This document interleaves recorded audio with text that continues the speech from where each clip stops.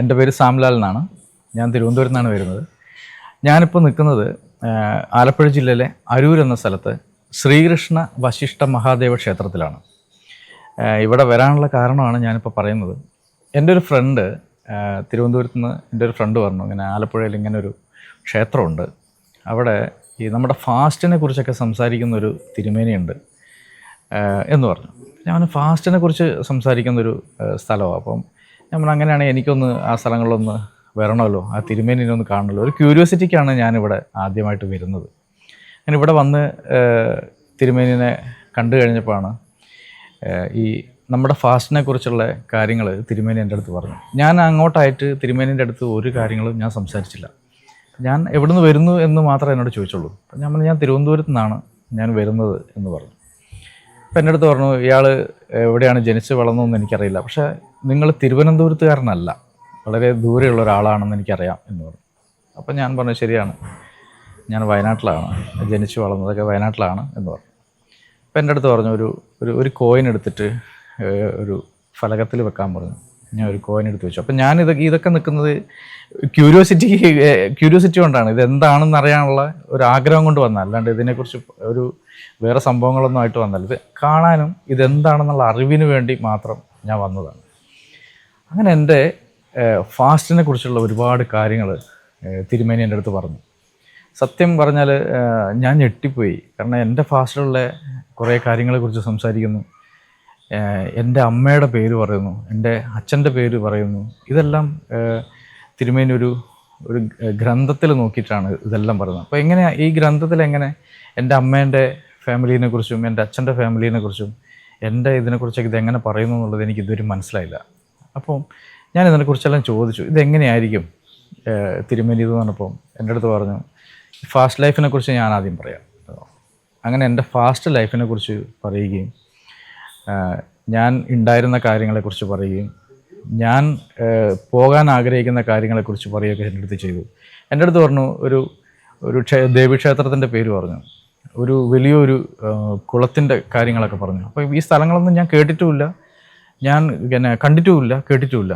അപ്പോൾ എൻ്റെ അടുത്ത് തിരുമേനി പറഞ്ഞത്, ഈ സ്ഥലങ്ങളിൽ പോവുക, അവിടെ ഒരു ദേവീക്ഷേത്രമുണ്ട്, ഒരു ഗണപതി ക്ഷേത്രമുണ്ട്, ഈ ക്ഷേത്രങ്ങളിലെല്ലാം പോയി പ്രാർത്ഥിച്ചിട്ട് ഒരു ദിവസം എൻ്റെ അടുത്ത് വരൂ, ബാക്കി കാര്യങ്ങൾ ഞാൻ പറയാമെന്ന് പറഞ്ഞു. അപ്പോൾ എനിക്ക് ഭയങ്കരമായിട്ടുള്ളൊരു വിശ്വാസമായി.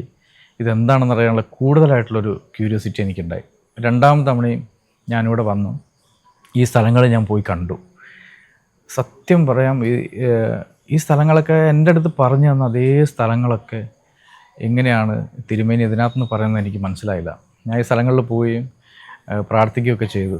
രണ്ടാമത് ഞാനിവിടെ വന്നു കഴിഞ്ഞപ്പം എൻ്റെ ഇപ്പോഴത്തെ ലൈഫും അന്നത്തെ ലൈഫും തമ്മിൽ വളരെയധികം അടുത്തൊരു ബന്ധം എനിക്കറിയാൻ പറ്റി. ഇപ്പം ഞാൻ സഞ്ചരിക്കുന്ന വഴികളിലെ പ്രശ്നങ്ങളും ഇപ്പം ഞാൻ സഞ്ചരിക്കുന്ന വഴിയിലുള്ള പ്രോബ്ലംസുകൾ കാര്യങ്ങളെല്ലാം എന്തുകൊണ്ടാണ്, അല്ലെങ്കിൽ ഏത് രീതിയിലാണ് അത് വന്നതെന്നും എൻ്റെ ലൈഫിലേക്ക് അതെങ്ങനെയാണ് പതിച്ചത് എന്നുള്ള കാര്യങ്ങൾ മൊത്തം എനിക്ക് തിരുമേനി പറഞ്ഞു തരികയുണ്ടായി. മധുസൂദനൻ തിരുമേനിയാണ് ഇത് പറഞ്ഞു തന്നത്. അപ്പം എൻ്റെ അടുത്ത് പറഞ്ഞു, ഇതിനുള്ള പരിഹാരം വേണ്ടത് ആദ്യമേ എന്താണോ നമ്മുടെ ഫാസ്റ്റിലുള്ളവർ എന്താണോ നമ്മളുടെ അടുത്ത് ചെയ്തിട്ടുള്ളത്, അല്ലെങ്കിൽ നമ്മൾ ഫാസ്റ്റിലുള്ള നമ്മുടെ പേരൻസോ അല്ലെ അവരൊക്കെ എന്താണോ പ്രോബ്ലംസുകളുള്ളത്, ആ പ്രോബ്ലംസുകൾ തീർക്കുക എന്നുള്ളതാണ്. അങ്ങനെ തിരുമേനി പറഞ്ഞ അനുസരിച്ച് ഞാനിവിടെ കാര്യങ്ങളൊക്കെ ഞാൻ ചെയ്യുകയും ഇപ്പം വളരെ സ്മൂത്തായിട്ടാണ് ഞാൻ എൻ്റെ കാര്യങ്ങൾ പോകുന്നത്. വളരെ നല്ല രീതിയിലാണ് തിരുമേനി പറഞ്ഞ അനുസരിച്ചുള്ള യാത്രകളോടെയാണ് ഇപ്പോൾ ഞാൻ യാത്ര ചെയ്തുകൊണ്ടിരിക്കുന്നത്. എന്താ പറയണ്ടേ, ഞാൻ വളരെ ഹാപ്പിയാണ്. ഇതിപ്പം ഞാൻ ഇന്നലെ ഒരു ചടങ്ങ് ഇവിടെ നടക്കുന്നുണ്ടെന്ന് അറിഞ്ഞപ്പോൾ ഞാനിവിടെ വന്നതാണ്.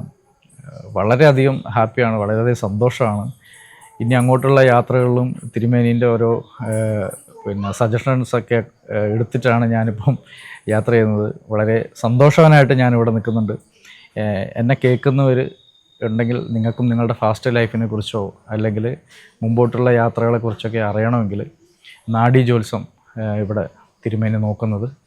ഇവിടെ വന്ന് നിങ്ങൾക്ക് നിങ്ങളുടെ ലൈഫിനെക്കുറിച്ചും ഫാസ്റ്റ് ലൈഫിനെക്കുറിച്ചുള്ള കാര്യങ്ങളൊക്കെ വ്യക്തമായിട്ട് നിങ്ങൾക്ക് അറിയാൻ പറ്റും.